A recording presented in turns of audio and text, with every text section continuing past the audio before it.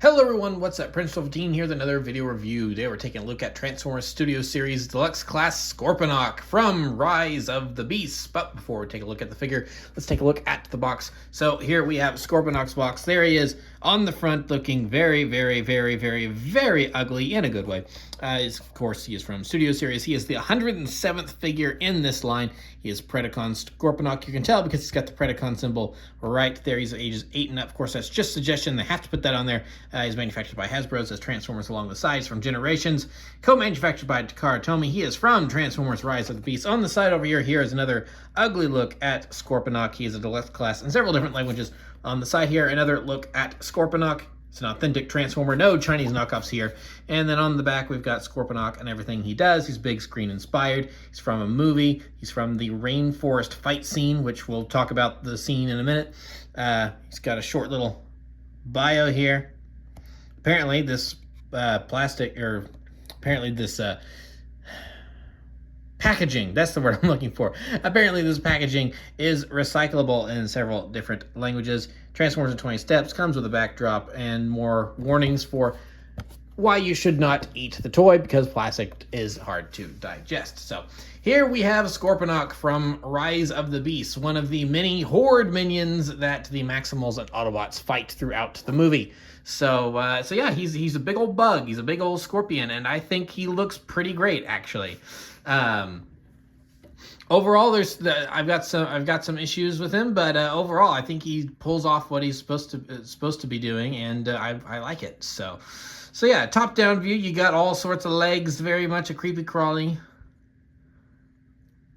I think they did it for the limited amount of screen time that Scorponok gets and being a horde enemy and everything. I think they did a pretty good job designing him. I think he looks pretty cool. It's like small little details, like he's got the kind of the rotor blaster in there, and is hidden in his big claws. So yeah, overall he pulls off the look of Scorpion pretty well. He does have a tail, which of course can use to sting things, obviously, because he's a scorpion. That's what he does. Got some, you can move the leg back here where you want it to, so he's got some articulation there. Now he does have these legs here, which don't really have too much articulation. They're just on this hinge for transformation, and they're kind of static. This one right here doesn't move at all. This one you can get a little movement out of this, but overall, like I said, pretty static. So that does bring me to my first issue, is that it can be sometimes hard to get him to look right when he's sitting on the ground, because as you can see, like he's not exactly sitting flush. So that is one thing that annoys me, is when figures are designed in such a way where it's hard to where it's like all the wheels aren't touching the ground in the right way, or the spider legs aren't always touching the right way, or something like that. So that is something that annoys me about figures like these, but I suppose it does just kind of come with the territory. So kind of have to swallow that, unfortunately. But so the other little qualm I have is just the way that the arms work. And again, this is just a kind of a nitpicky thing for me. I like things to be kind of, it's like, that looks pretty, for the most part, that looks pretty straight and even, but it's so easy to get one of these out of whack and not sitting right, which I find a little annoying. And then, but the biggest thing that's really a nitpick for me, but does really irritate me, is that his head is not straight. It's just the way that his head's just all on a ball joint in there. Just the way the head sits on that ball joint. I don't know if it's a my copy thing or what, but it just doesn't want to sit straight, and there's no, and so it's like, unfortunately, that's just the way it is, because it doesn't have a great range of movement, because you try to move it, it's like if you try to move it, it doesn't. Well, I guess I kind of got it there, but yeah, but the natural resting point, it wants to naturally rest right there, which does kind of irritate me. And then kind of having it, yeah, see, that's more what I was talking about. It's like you try to move it and then just, there we go. Now it's doing what I was trying to showcase. It's like, yeah, it does that, which does really kind of annoy me. But that, like I said, that's a totally just a me personal nitpick thing. It's not really an actual, I don't, it's like, if this were a larger bot, if this were like an Autobot or something like that, and this were in the robot mode, and that was like if Optimus's head was constantly crooked like that, I think I'd have more of an issue with it. But it's Scorponok. I mean, come on, I'm not going to be that upset about a clone figure where it's just, that there's 100 of these guys and they're supposed to look like monsters anyway. So the fact that the head's just a little bit crooked, it's really just kind of a personal nitpick for me. Yeah, I don't think it's actually a knock against the toy itself. So, but like I said, can be a little irritating to deal with. And then I guess they just did this for articulation purposes, but I do kind of wish that there was a tab where you could tab this in somewhere, so that way that would just be sticking straight. So like for the most part, this figure works pretty well. It's just a lot of small things that are kind of adding up for me that are detractors that aren't really big deals, but that are still gonna bother me at the end of the day, because that's just the way I am. Like, yeah, it'd be nice to have a tab right there. It's like, yeah, I'd be able to lock some things in so that way they'd be a little more straight. It'd be nice if the head were on straight, but those aren't really huge deals. So overall, in terms of being a giant robotic scorpion, he does that well. So now we're going to bring in a size comparison, and here we have Scorponok from the first movie, but the mold from 2007, the figure itself from 2009, because this is the Scorponok that was released with Revenge of the Fallen in 2009 with a different paint job. And in terms of the toy, I like this paint job on Scorponok much better than the original. It's much more dynamic and interesting. So yeah, there's our two movie Scorponoks and how they kind of shape up against one another. So I have to say, for as frankly iconic as I find this original Scorponok, obviously he's not in his iconic coloring, but movie one Scorponok really was a force to be reckoned with. And I think he really left his mark, even though he didn't have any lines. It was just robotic animalistic screeches and stuff. It wasn't like a full-on sentient. He was a creature. It was pretty clear, but I think he really left his mark in that first Transformers movie. So as much as I do like this version of Scorponok, in terms of pure looks, I think I have to give it to this guy. But they are going for two totally different things. Like there's a kind of a almost minimalist, like it's trying to emphasize the fact that this is a metal creature, and that's kind of emulating a giant scorpion, where this is trying to be a giant scorpion that just so happens to be made out of metal. So they're kind of taking the same concept and going in two completely different directions with it. So I almost find it hard to compare them. But yeah, so that's how our two Scorponoks stack up. So yeah, that's pretty much it for the size comparisons. So now we're going to get on to the transformation. So to transform this guy, we're going to start with the weapon storage, which is his giant tail. So we're just going to rip the giant tail out of his socket. It just goes into that little peg right there. And now in its place, instead of having a Scorponok, we just have a knock. I guess. I don't know what it's not a spider. It's like I don't know what. It's definitely certainly not a scorpion because he's missing a tail. So I don't know what you would call this. But yeah. So if you really wanted to, you do kind of have this insect creature. Now I guess it's an insecticon if you want it to be. But so yeah. So to transform him, we're just gonna get these legs out of the way. I mean, they just move right up there, and then we're just kind of that's all you need to really do with them. Let's move them up like that. So now we'll work on the legs. So what we want to do is we just want to lift this chest panel up right here, and then you're going to see that the legs tab into the back in these little slots right here. So let's get those untabbed and just move that down.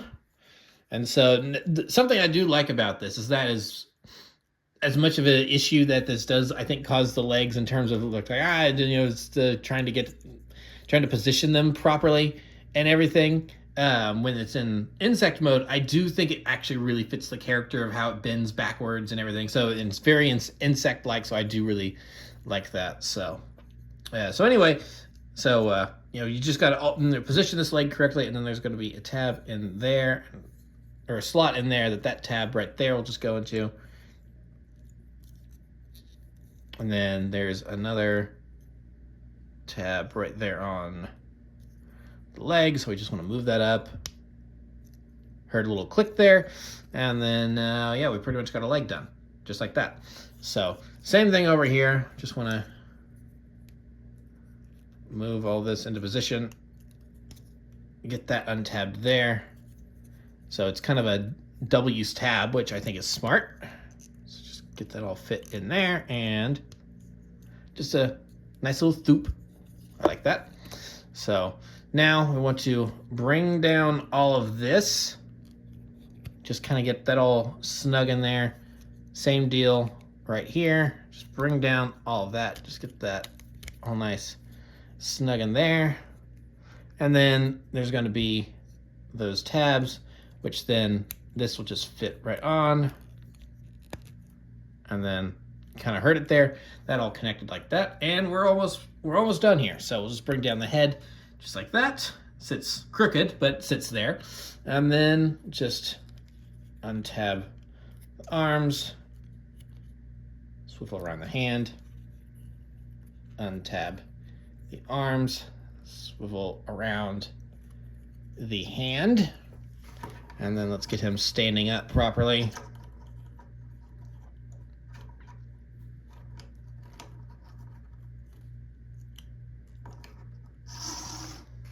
And yeah, there we have Scorponok in his robot mode. So yeah, I think I like even though we didn't see the robot mode design in the movie, I think it works for him pretty well. So that all came untabbed. Let's get that. There we go. That's a better sounding thoop. That sounds more secure now. So yeah, I think this works for Scorponok pretty well.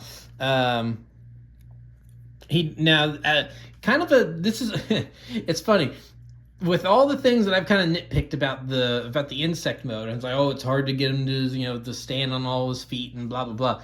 It's that in robot mode he has this lean. He's got this lean because of the way the feet and ankle system works. So he's got this lean forward like that. So it kind of gives him this hunchback appearance when you're facing him from the front. But for this character, I think that really works. Another character I might complain about that. It's like, why can't he stand up straight? But for this character, I think that works because it just with the insect design and everything, it looks like he's primed and ready to like pounce and attack at any point and like lunge.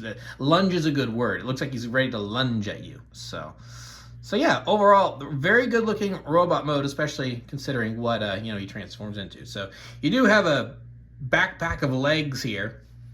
I guess if you really want to, you can bring them forward a little bit, and then you can have a General Grievous moment +2, really, if you wanted to.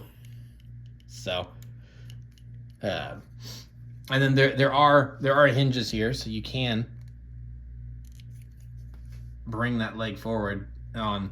You could these you probably won't be able to bring much more forward because of these, but these you could bring a little bit more forward. So you do have some options for wacky display features if you want, just to further exemplify the insect approach of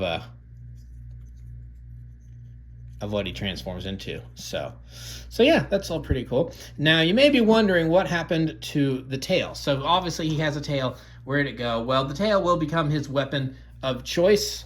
So you just want to take this little thing right here and just get it into position like so. And then on his arms, you can do this on either one. There's going to be that little port right there. So we'll just put it in there like so. And then just put the hand in these little grooves so it looks like he's holding it. And so now he's got a giant tail whip thing. So yeah, now he's got a great big weapon.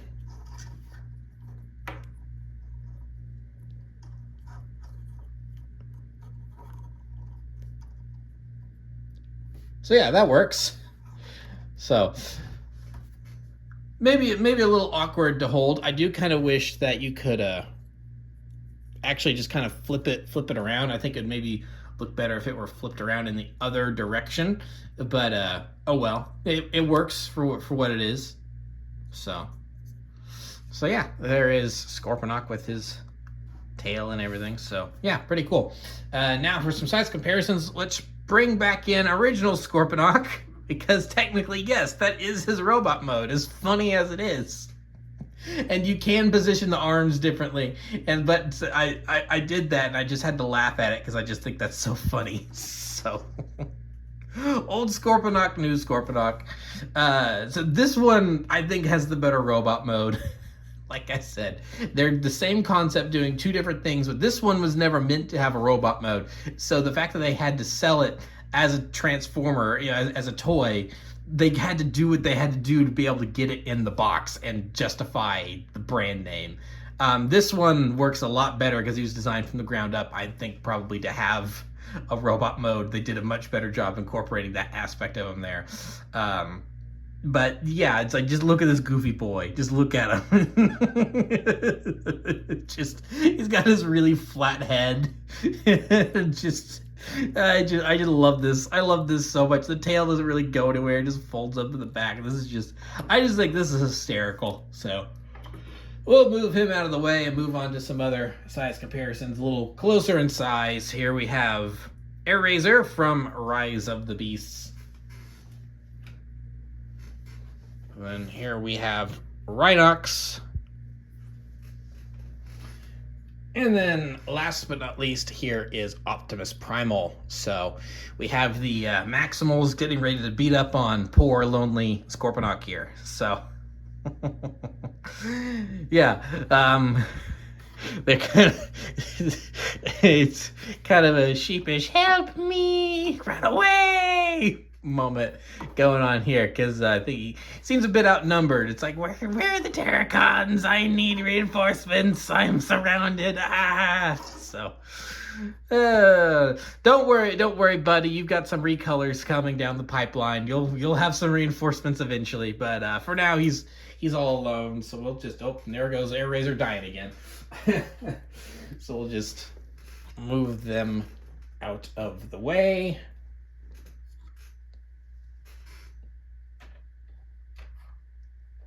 And then we're almost done here, but not quite. So let's go ahead and take a look at the display that comes from inside the box, because every Studio Series figure comes with a display inside the box. I'll just remove this here.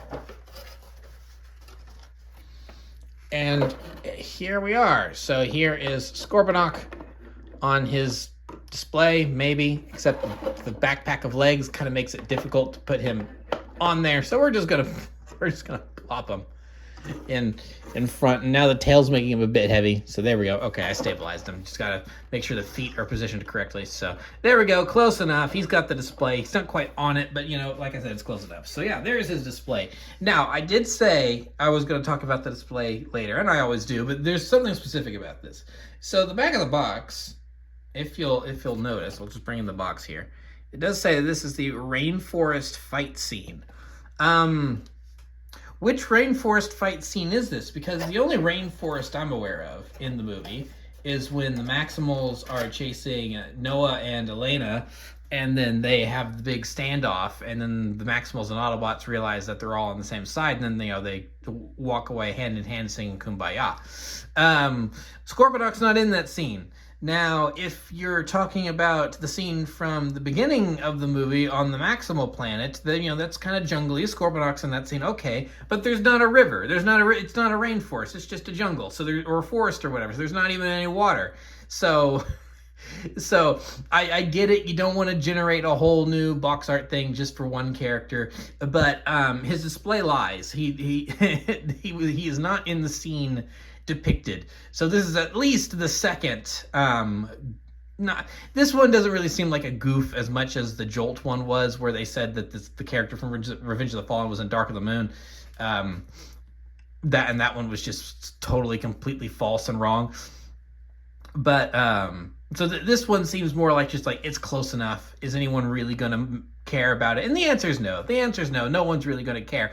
However, will it be brought up in reviews by small YouTube channels? Yes, it will, because of course I'm going to mention something like that. So not a big deal, but just something I like, thought I'd point out and laugh at. So yeah, there we are. So there is Scorponok, and overall he's a pretty okay figure. I mean, he does what he's supposed to do, and he does it well enough. He's he's just a giant robot scorpion, and so I think that there's just not a whole lot you could do with that. I've got a couple of nitpicks in terms of like the way that the feet work and everything, and that head is always going to bother me, the fact that it doesn't want to sit straight, but that's, like I said, that's kind of a nitpick.